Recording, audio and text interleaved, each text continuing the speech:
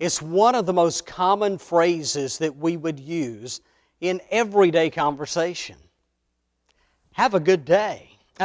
When we say that, what do we mean? Why would we say, have a good day? Well, as we get started in our study here this morning, let's think about some of those. Well, one of the things, it's an appropriate thing to say.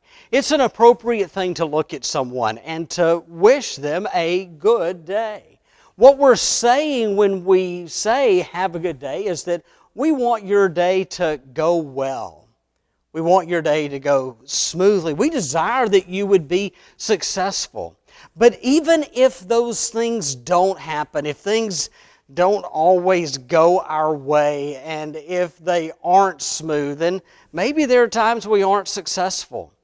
Even in the midst of that, have a good day. Find peace and live a life of peace, even when those days don't go well. So see, understand that we can have a good day even when things don't always go good. Not necessarily good grammar, but it's a great point. We can have a good day even when days don't go good. All right? I am reminded, one of my favorite childhood books is Alexander and the Terrible, Horrible, No Good, Very Bad Day. You know, a lot of people are struggling right now, and a lot of people are struggling to have good days. In fact, we're a lot like Alexander, who from the time that he woke up in the morning and to the time he went to bed at night, it just seemed like nothing went well. Now, we don't have time to read all of that story this morning, but I'd like to pick up after he gets home from school, and let's just see how Alexander's evening went, if we can. He says, there were lima beans for dinner, and I hate limas. There was kissing on TV, and I hate kissing. My bath was too hot, I got soap in my eyes, and my marble went down the drain. And I had to wear my railroad train pajamas. And I hate railroad train pajamas. When I went to bed, Nick took back the pillow he said I could keep, and the Mickey Mouse night light burned down, and I bit my tongue. The cat wants to sleep with Anthony and not with me. It has been a terrible, horrible, no good, very bad day. My mom says some days are just like that.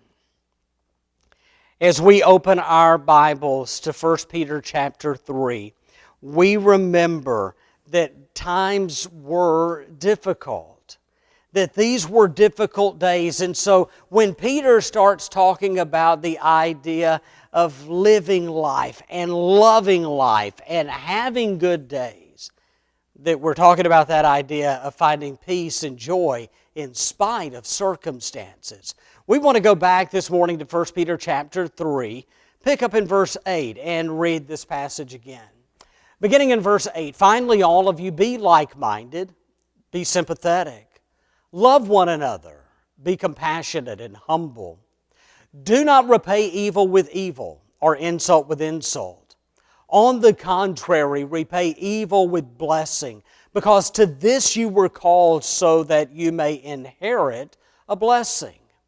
For whoever would love life and see good days must keep their tongue from evil and their lips from deceitful speech.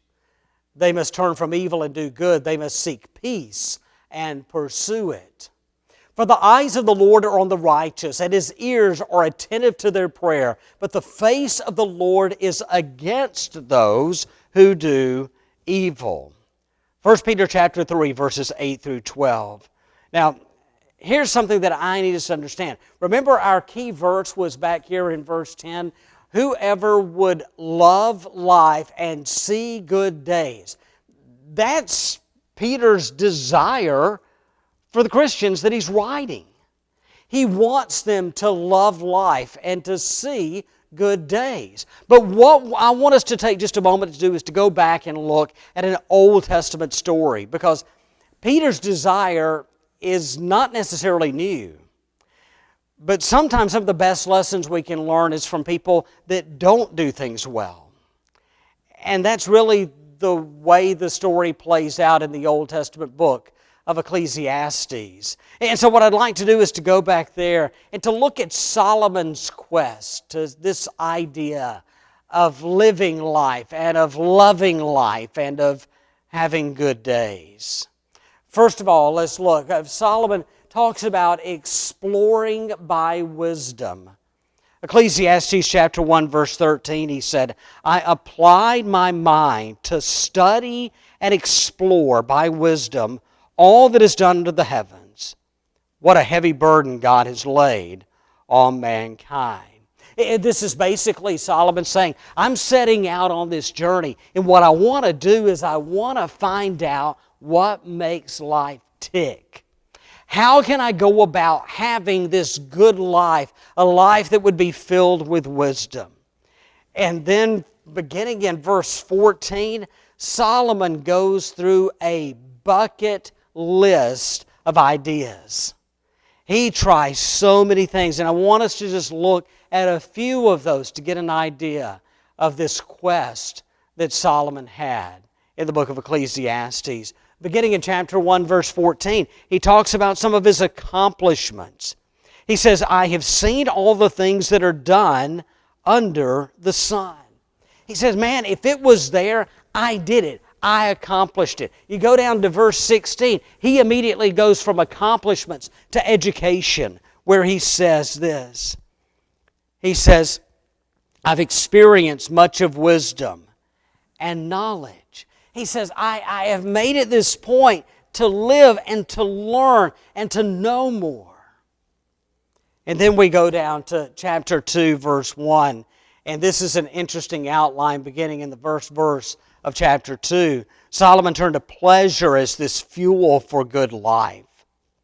I said to myself, come now, I will test you with pleasure to find out what is good. And then in verse 3, he talks about, he says, I decided I'd try the party life, the party atmosphere. He said, I tried cheering myself with wine and embracing folly, my mind still guiding me with wisdom. I wanted to see what was good for people to do under the heavens during the few days of their lives. And so he's talked about in chapter 2, he's talked about pleasure, he's talked about parties, and now he's going to talk about, actually back here in verse 4, he's going to talk about projects. And it starts off in verse 4 where he says, I undertook great projects. I built houses for myself and planted vineyards. And then in verses 5 and following, he just goes through an incredible number of things that projects he undertook, and he accomplished those. He built great things. Solomon did great things. But what was his conclusion? Now we can read all through the book of Ecclesiastes and find out all of these different things that Solomon did. But what was his conclusion of the matter? Now we find out right at the beginning of the book of how Solomon feels about that. Chapter 1, verse 2. He looks at life and he says, meaningless, meaningless, says the teacher. Utterly meaningless. Everything is meaningless. Right out of the gate. He says, man, life and all of these things that he's accomplishing, he's trying, they're meaningless. Vanity is some of the translations that are used. It's empty. It's not fulfilling.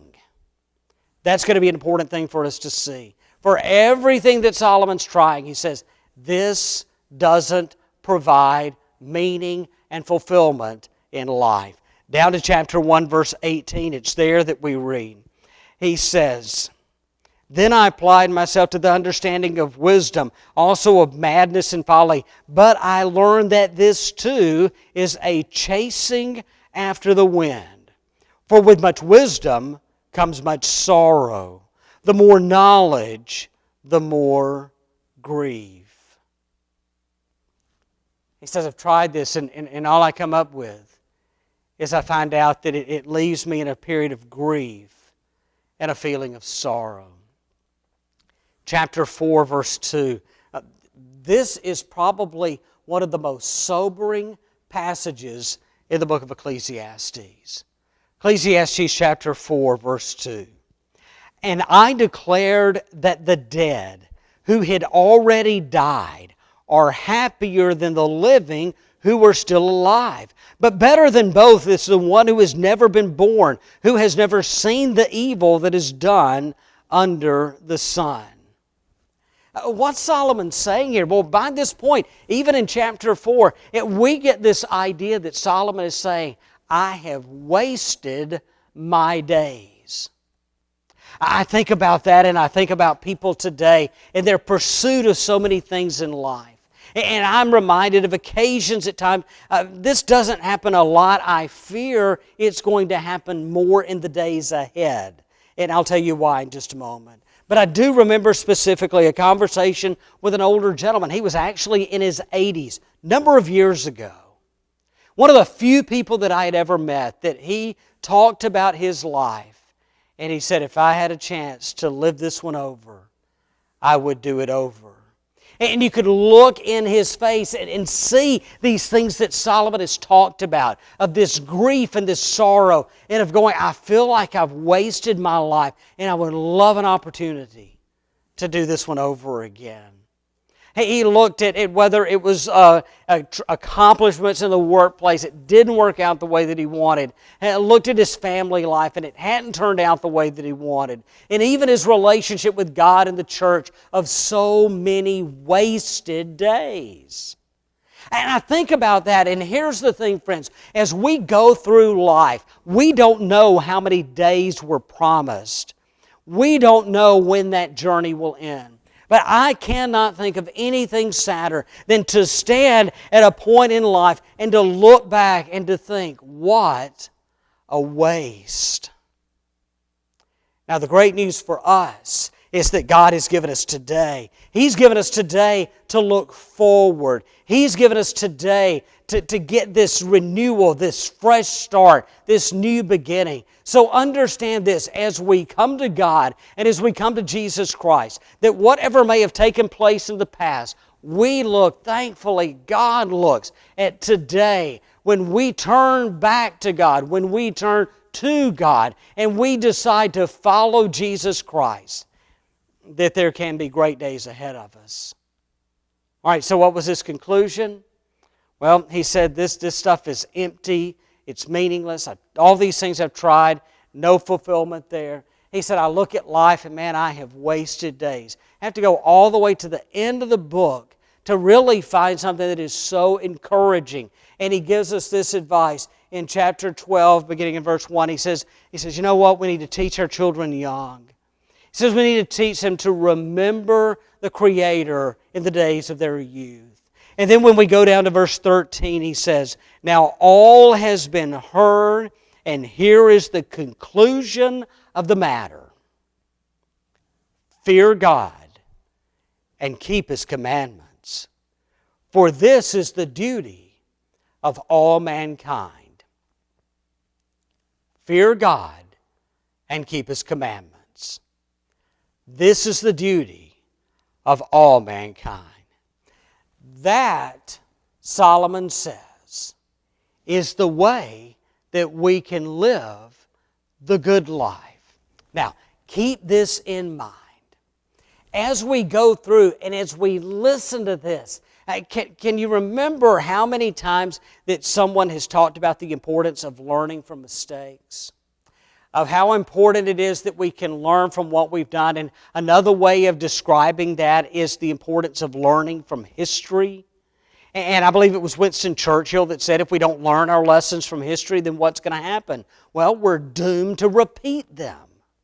So that's why it is so important, why we have books like the book of Ecclesiastes, where the wise man talks about this quest for living life and loving life and having good days. And if we can learn from what Solomon says, hey, here's my conclusion. It just led to an empty life. I felt like I wasted my days. And if I could tell anybody anything, you start serving Jesus Christ. You start serving the Lord, he would have said. Start serving the Lord when you're young. Remember the Creator in the days of your youth. And you need to obey the Lord. You need to fear God and keep His commandments. the desire to love life and to live life and to have good days. We go from Solomon now back to 1 Peter chapter 3, verses 8 and 9. Remember this. Peter was writing a group that what?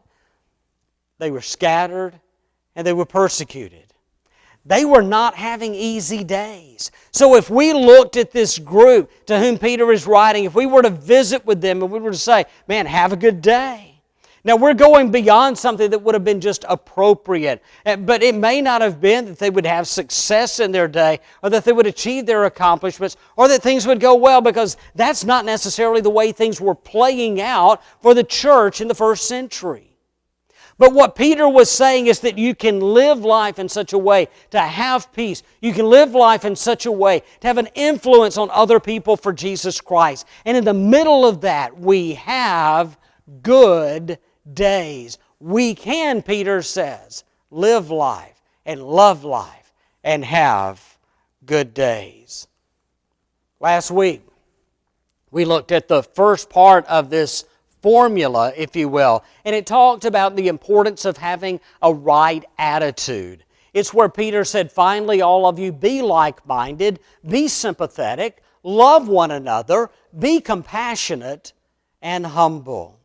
And if you will remember from that study last week, every single word in this verse has great meaning for us.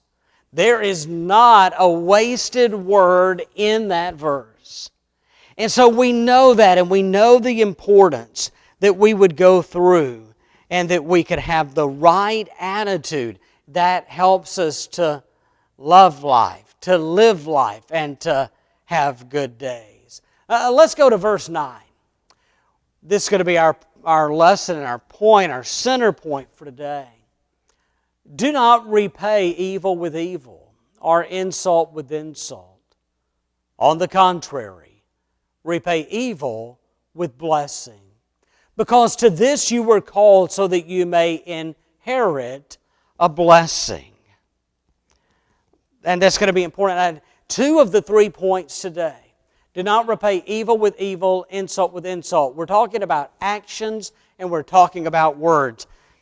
Here we go again. We are back to 1 Peter chapter 2, verse 9.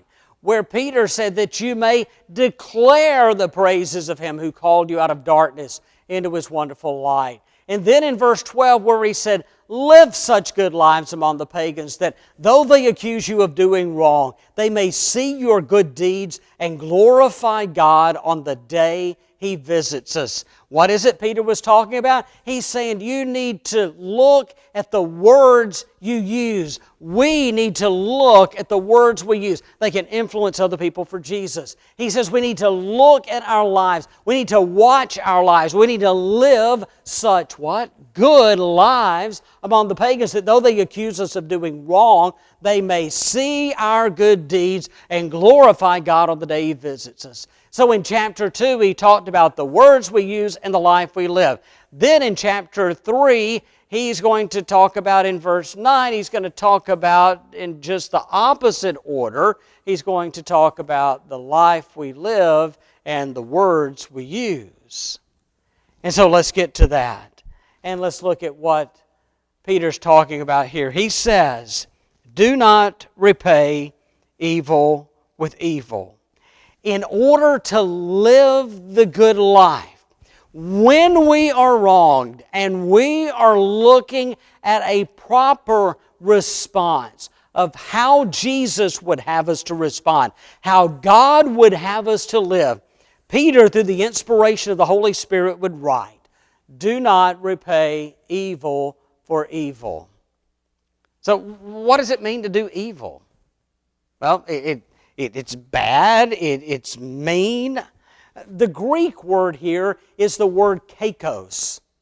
And it means literally a bad nature, a bad mode of thinking, feeling, and active. And so we need to see at this point, when Peter starts talking about don't repay evil for evil, That when we start thinking about somebody has wronged us and we're running through our mind of how we're going to respond to that, when we start getting those thoughts and those feelings, those emotions start driving strong, when we're looking and we realize, you know what, I've got a bad attitude. You know what, I'm not thinking right, I'm not feeling right, and I'm about to not act right. That is when we are looking to repay evil for evil. And Peter says, don't do that. That's not the way to go about responding when others have hurt us. Now, I want to talk just a minute about the importance of what takes place when we're looking at this with repaying evil for evil. And can I just tell you this, that evil permeates. And what I mean by that is evil doesn't just hang out in one spot in our heart and our soul and our mind. And if we start having a response that is evil for evil, it will not limit itself to just one circumstance. That's not the way Satan works. That evil will permeate our relationships. It will permeate our life. And next thing you know, it's not something that we just do, it's someone that we have become. Because evil permeates. Evil also spreads. Now, if we haven't seen anything over this past week, if we haven't learned anything over this past week, can we agree on the fact that evil spreads? We're watching it spread in our world today. When I originally wrote this sermon, the notes that I had talked about a prayer that was led in the United States House of Representatives earlier in the week. And it was just the way that whole prayer ended is I found it offensive. I found it inappropriate to approach the Lord in such a way. And I looked at that and I said, you know what, but I shouldn't be surprised by that because evil continues to spread. And then I looked and I saw how anger and retaliation and evil for evil, and that's what took place in the days that followed. And friends, we ended up with a mess on our hands.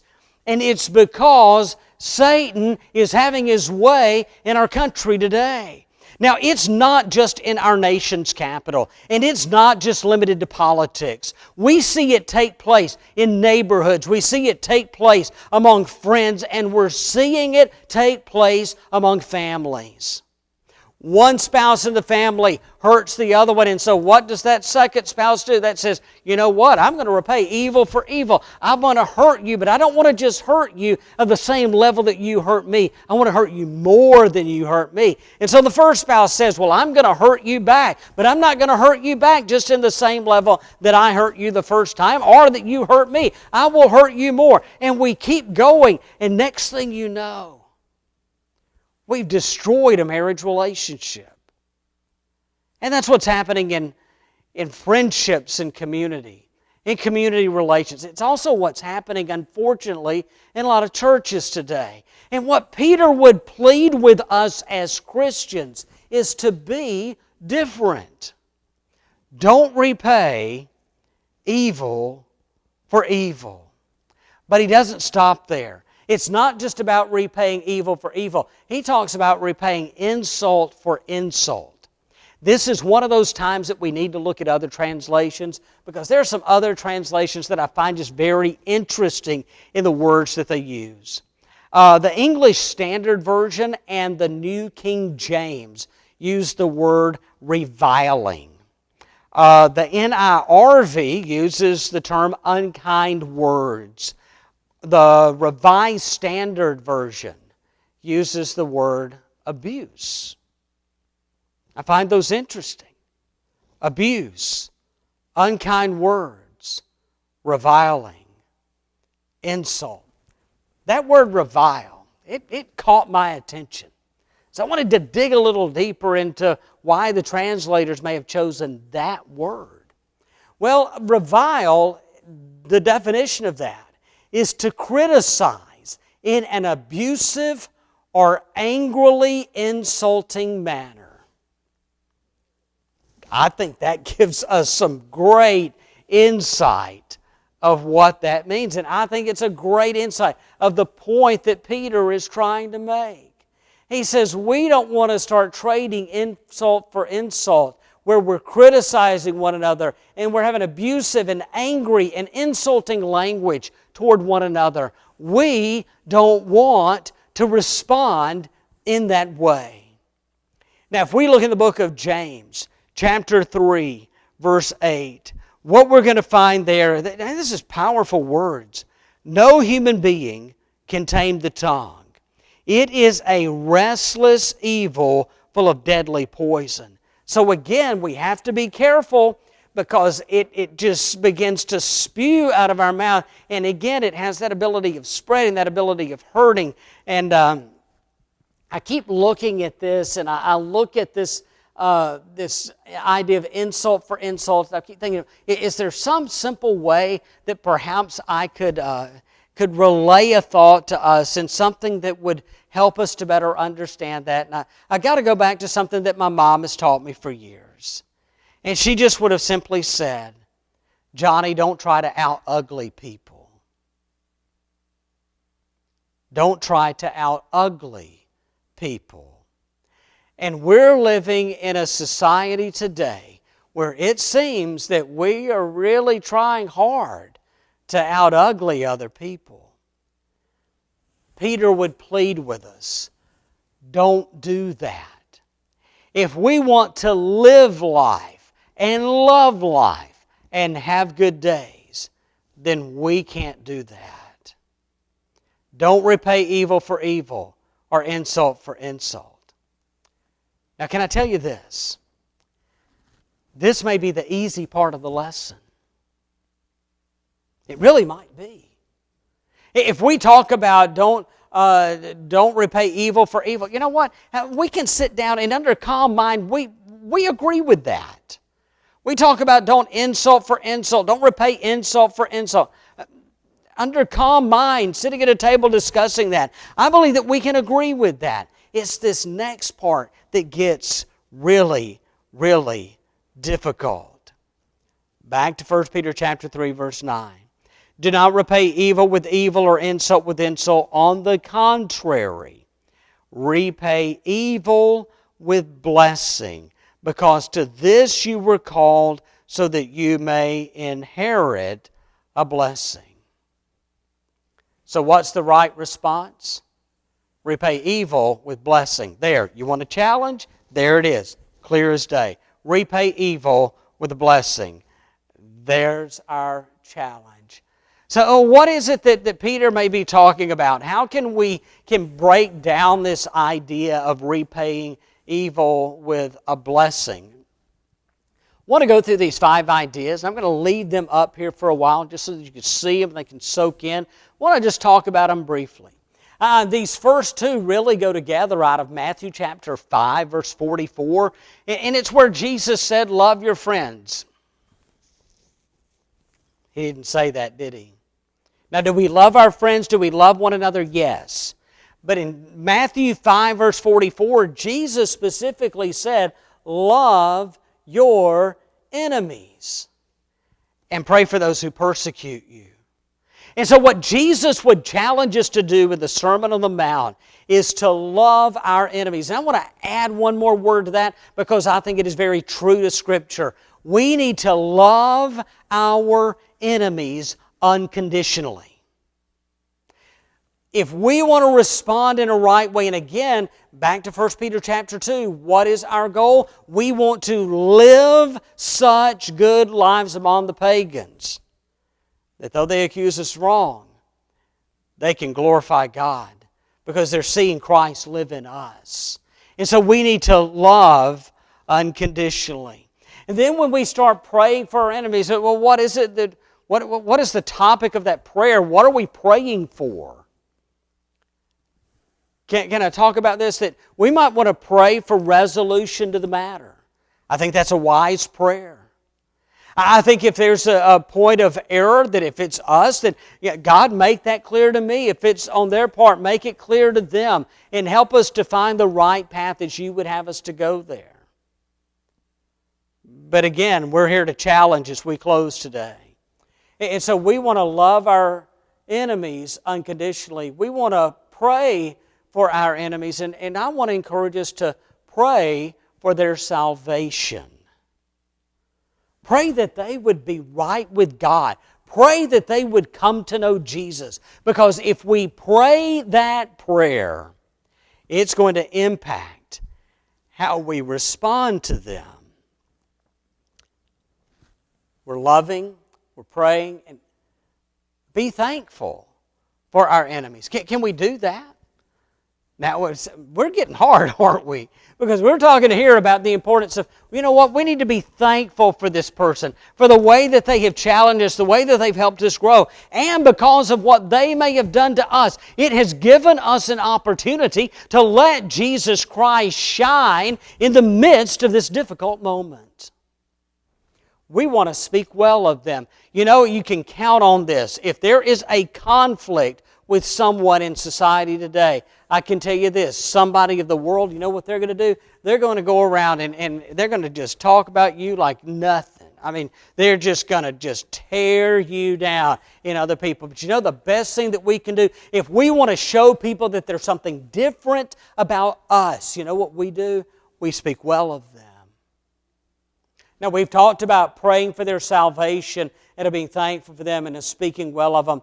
But finally, I want to encourage us in one more idea that takes us back to prayer, is to pray for their well-being. Because here's what often happens if we've had conflict with someone and something happens to them, you know what our tendency might be? They're just getting what they deserve. And that kind of makes us a little happy, doesn't it? But it shouldn't.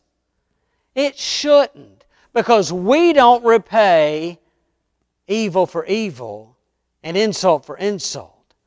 We repay evil with good.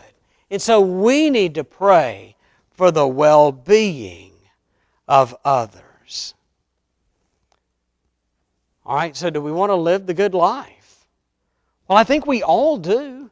We all want to live life. We want to love life, and we want to enjoy good days. And so out of these first 2 weeks, we've got 2 really important things for us to look at. And it's just a way of that's just a question as we close today. So what's your attitude like right now? These are difficult days. None of us are arguing that. None of us will. These are difficult days. When we look at what is transpiring, whether it's in our election cycle in the nation's capital, whether it's other things that are going on around us, and you look at that, and man, there's times we look at it and we don't agree with what's taking place, and we recognize what's happening, we're just like, man, that's just not right.